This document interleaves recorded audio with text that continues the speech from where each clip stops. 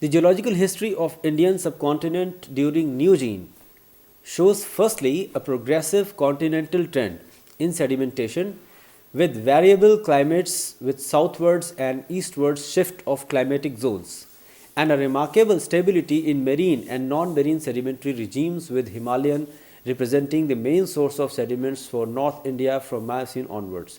Coal is less frequent in Neogene and the time shows a widespread distribution of mammalian fauna constituting the main criteria for stratigraphic correlation of non-marine deposits. Some major events of the Neogene periods in India can be summarized under the following heads. Let us start with the early Miocene. Both marine and non-marine conditions prevailed in eastern and western sectors of the continent with non-marine deposits being confined to the northern sectors. The Sindhu and Bangla seas were shrinking southwards along both the flanks. The plants such as palm and pinus were widely distributed. The gudge beds of Sindh Baluchistan and their equivalents to the Indian subcontinent represents deposits which were essentially deposited in a transgressing sea, not only across the axis of the Sindhu Sea but intermittently across the coastal peninsular region of India and Sri Lanka. The close of Gudge period is marked by increase in non-marine conditions of deposition. The end of early Miocene epoch is therefore similar to the end of or early Eocene as both periods marked phases of increasing continentality. Pre-Shivalic lower Miocene vertebrates have a widespread distribution across the Indian subcontinent with 101 vertebrate species reported so far. Mammals are represented by terrestrial as well as marine forms and reflect oscillatory marine and non-marine sedimentation, which is a constant feature of the lower Miocene coastal deposition. Terrestrial mammals are known from Bagti Hills and Fateh Jung in Pakistan, in western Sindh, Ladakh and Udhampur district of the Jammu and Kashmir, in western sector and from Garo Hills in Assam. Marine mammals are recorded from Kutch, Peram Island and Sri Lanka. The coastal tertiary of peninsular India, both along western and eastern coast, are characterized by similar assemblages of sharks, rays, teleos, turtles, crocodiles, sirenians, and cetaceans. The presence of 30 to 40% of the species of Miocene marine vertebrates and mollusks in the present Indian Ocean shows the existence of a stable environment. It is inferred that except for some minor eustatic transgressive regressive phases, paleoecology of the peninsular shield shorelines has little changed since the early Miocene. The marine deposits of both western and eastern coast of the peninsula are correlated by species of Myogypsina tanni, Myogypsina globulina, and Archaeus malabaricus. The widespread occurrence of these species suggests a contemporaneity of the faunas. The deposition of the lower Miocene rocks in these areas took place in a transgressing sea in a tranquil condition, and the depositional environment was neritic to subneritic or epineritic. This indicates that the lower Miocene sea had penetrated quite far inland. The migration of fruits and seeds of the Dipterocarpaceae shows that land connection was established between eastern India and Burma and Malaya during the Miocene in Assam. The Oligocene epoch was marked by a gentle different movement as a result of which the Shillong Plateau and Mikir Hills were elevated to higher level. The Bengal Sea receded southwards to Arakan. The streams comprising mainly Brahmaputra and its tributaries became active and reached the early Miocene coastline at about 26 degrees north latitude. Further eastwards, the Proto-Irrawaddy Delta was accumulating sediments at about 24 degrees north latitude. Sri Lanka was first separated from the Indian mainland during the early Miocene, with a wide arm of tertiary sea extended across the southern ocean of peninsula, as evidenced by the presence of marine deposits in northern and northwestern part of the Sri Lanka, including Jaffna and northern peninsula. The sedimentary regime in various parts of the subcontinent had been discussed by many workers. It appears that these were characterized by different movement or environmental settings. In the northern sector, Murri, Dharamshala and Kasauli shows effects of Himalayan uplift. The early Miocene contribution from the rising Himalayas in the Sindh and Balochistan and Kutch sectors of the subcontinent, a gradual transition from marine to non-marine conditions is noticed from Aquitanian to Burdigalian. In Kaveri Basin, there was a transition from marine to continental basins. As a result, a continental facies developed in western part while the marine environment continued in the eastern part, as well as in the nearshore or offshore areas. In Assam, Bangladesh region, the major Himalayan uplift is marked by presence of a regional unconformity at the Oligocene-Miocene boundary. The lower Miocene Surma group of Assam indicates a fluvio-deltaic, brackish and marine succession from north-south. In West Bengal, the lower Miocene sediments were deposited in an open marine environment. Mammalian fauna were widely distributed, including African and South Asian remnants were represented. Kutch and Kathiawar were the places where both marine and non-marine mammals lived. Kasoli and Muri formations, that is Aquitanian Burdigalian, received much of their detritus from the Himalayas. Coal and lignite development was restricted to western, eastern and southeastern sectors of the subcontinent. Now let us start mid to late Miocene. The middle Miocene was a crucial time in the history of the subcontinent, and its far-reaching effect extended from northern Himalaya to Sri Lanka. In the Himalayas, the mid-Miocene uplift was one of the strongest orogenic impulses, and it initiated the mainly southward dispersal of the coarse clastic sand and mud characterizing the older formation of the Shivalik group.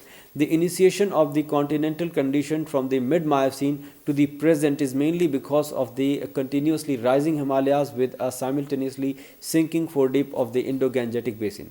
The sedimentary regime of this basin even today does not appear to be different from the mid-Miocene times. The common occurrence of the Dipterocarpaceae throughout the subcontinent suggests that during this period the climate was tropical, humid, wind with plenty of the rainfall over a large part of the subcontinent. A higher percentage of the angiosperm is mostly palm and grasses, suggests tropical coastal plain vegetation, and it has been inferred that the mean annual temperature between 21 to 25 degrees Celsius and annual rainfall of 125 centimeters may have prevailed in the subcontinent. In the middle and late Miocene, coal and lignite development was restricted to the eastern, southern and southeastern sectors corresponding to areas having a hot, humid tropical climate. Middle and upper Miocene mammals once again have widespread distribution across the Indian subcontinent. Mammals have been reported from western Sindhu, Kutch and in western sector throughout the Shivaliks, Salt Range, Kargil in the North Himalayan belt, and lastly from the Burma in the eastern sector. Lower Shivalik faunas were quite similar to the Miocene fauna known from Palearctic localities because it contained various species of the Dryopithecus, primitive carnivores, phalids, mastodons and anthracotheres. The majority of the Asian Dryopithecus are reported from the Shivalik hills. In India and Salt Range in Pakistan, Dryopithecus have also been reported from Kamlial, Chinji and Nagri stage. During mid to late Miocene, Sri Lanka was again connected with the Indian mainland. The presence of some of the elements of this type of Shivalik fauna in Sri Lanka and South India shows that the minor marine oscillation did not disturb the migration of the land route between the Indian subcontinents and the sea. In the eastern sector of the Indian subcontinent, that is Bay of Bengal, deposition in the form of the submarine fan by turbidity currents mainly was initiated by easterly flowing rivers. Since the mid-Miocene times, the entire Bengal basin became more marine in general, a southeasterly direction with a basinward decrease in the sand content in various sedimentary formations. The source area for the Bengal basin was towards west and north, that is Chota Nagpur and Shillong Plateau. During mid-Miocene, Chand Plateau of the Burma experienced a marine transgression. However, in northern Burma mainly fluviatile conditions prevailed, while further southwards the marine conditions were present. The depositional history of the Bengal and Assam Arakan basin was essentially similar after the Paleogene. The value of Hipparian datum in determining the boundary between the early and mid Siwaliks has been a matter of the interest. According to earlier studies in southern Potwar, the lowest occurrence of this equid has been placed above the base of the Nagri stage. The biostratigraphic significance of Hipparian datum has been dealt with some workers. However, the contemporaneity of the first appearance of Shivalik Cormo-Hipparian or Hipparian with those of the Western Old World and New World still needs further elaboration. Polyphyletic lineages were involved in the initial Hipparian radiation both in the Old and the New World. Now let us come to the environment of deposition. The Tipam, Dupletia, Dihinga and Namsang succession spanning the time from the middle Miocene to early Pleistocene is the coeval in the lower, middle, upper Sivaliks. The Dupletia of the foothill of Shillong Massif comprises an uplift or upward fining sequence through cross-bedded sandstones, ripple and cross-laminated sandstone, finely laminated mudstone with ripple marks and massive mudstone characterized by rootlets.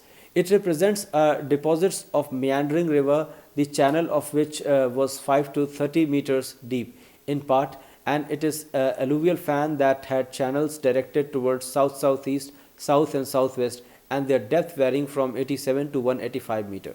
The Tipam formation in the Chittagong Hills, Bangladesh, and exhibits sedimentary features indicating deposition of sediments in the tidal marsh. In the Lalmai Hills, that is Chittagong in Bangladesh, the Dupletia formation comprises Piedmont alluvial deposits. In its lower part, the sedimentary features of the deposits indicate southwestward paleoflow of the braided rivers, while the middle and upper parts are made up of deposits in the estuarine tidal flat. Warm and humid climate conditions prevailed during the Shivalik times. In the Miocene-Pliocene Tipam formation in Mizoram, a petrified forest has been identified at Zavinuan and the Buchang, indicating presence of the plant precursors to 645 modern Marginifera, Terminalia, Shoria and Dalbergia. Tiwari et al. 2012. The plant fossils indicate a warm humid climate with heavy rainfalls during the Tipam time. The floodplains were clothed with thick rainforest, particularly in the early Shivalik time. This is evident from plant fossils with abundance of food available from forest and water bearing a plenty in the land of rivers, lakes and swamps.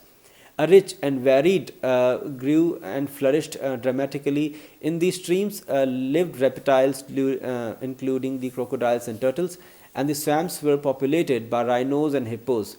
In the forest lived mammals such as tigers, elephants, buffaloes, cows, deers, goats and tree-climbing primates, attracted by the abundance of food, water and living places.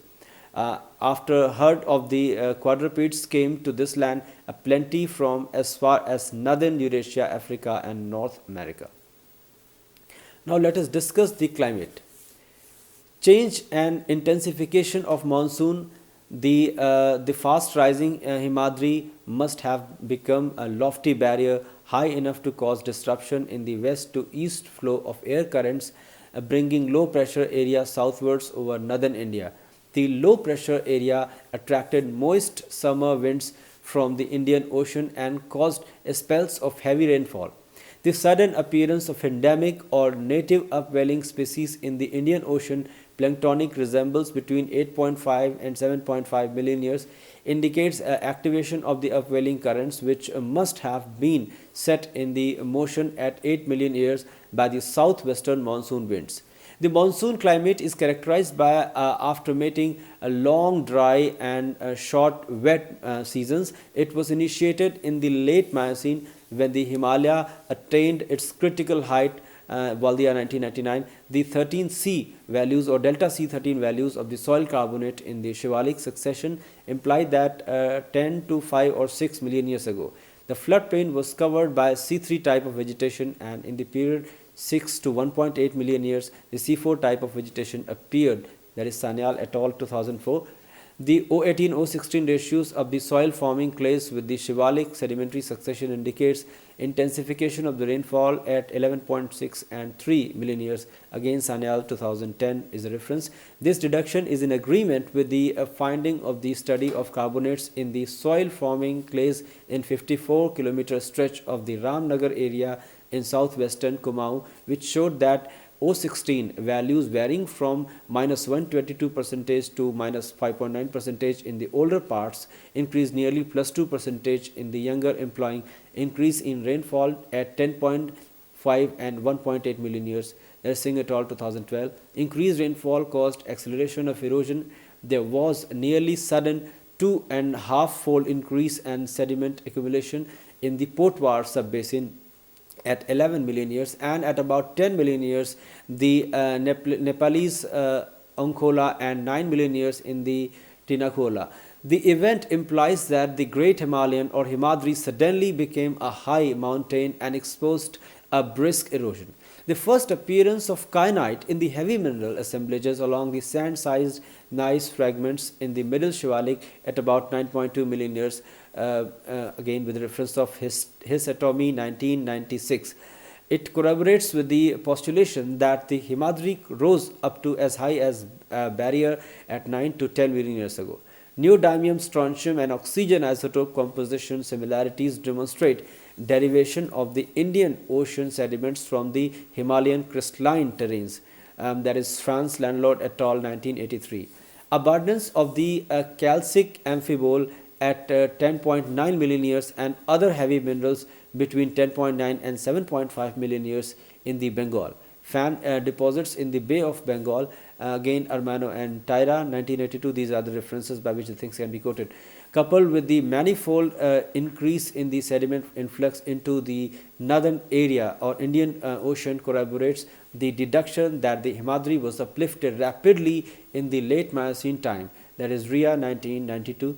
The intensity of the sediment influx into the ocean is further borne out by an abrupt increase of land-derived organic matter from 0.5 to 2%. In Arabian Sea at 9 million years, again Myers and Dickens 1992, the organic matter was transported with clay material derived from the denudation of the vegetation covered Lesser Himalaya that was exposed to a denudation in the late Miocene. Not only the orogenic matter or organic matter, but also the phosphorus content and the cerium silicon ratio in the opaline silica of the diatoms and the strontium ratio in the seawater increased perceptibly during this time, that is Flippy 1997. This was what I was about to discuss with you. Thank you very much.